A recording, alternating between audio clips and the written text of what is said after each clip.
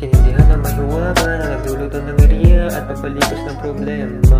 Sinasabi ng iba hindi nilema, hindi nila ako kilala. Diba aking istorya, laging tinatanong ang sarili ko, kaya ko pa ba? Kaya ko pa ba? Asan na ang pinag-aralan dun sa silid paaralan? Pinatayo na teacher sa harapan, tinanong ano yung natutunan. Sagot ko sakto lang aking natutunan, kumpara sa buhay na nakakalitsehan. Sinayin na ako dito sa aking inaapakan, manhin na sa kalungkutan dahil sa problema na di mabayaran. Kaya manatiling na sa kalawakan.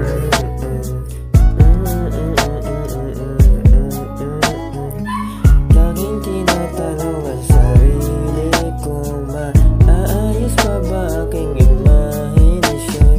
Ito pala aking mensahe, pumunta pa rin sa pinali kahit kabuo sa pamasahe.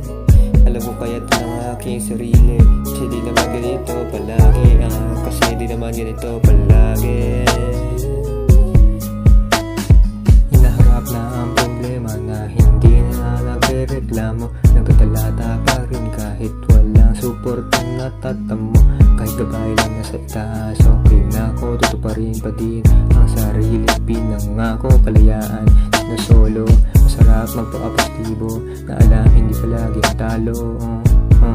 Lahat ito todo para sa buhay ng aking plano.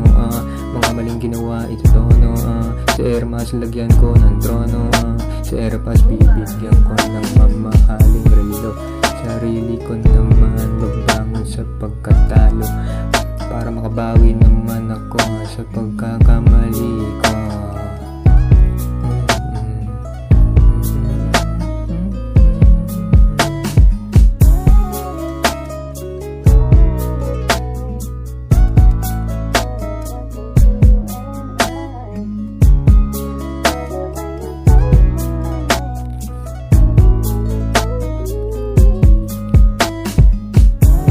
Tinatanong ang sarili kung maayos pa ba aking imahinasyon.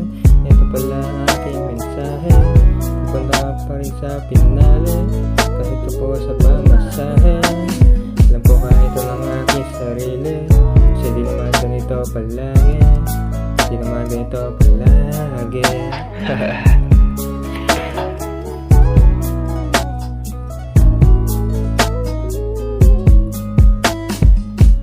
Kasi yung buhay marami, hindi mo alam kung kailan ka makakalaya. Kinukulong ang sarili sa loob ng selda, pero ang mali laging tinatama, parang si crime lang pala. Hindi nagpapadala sa mga sistema, sarili pinapalaya, yun ang tama.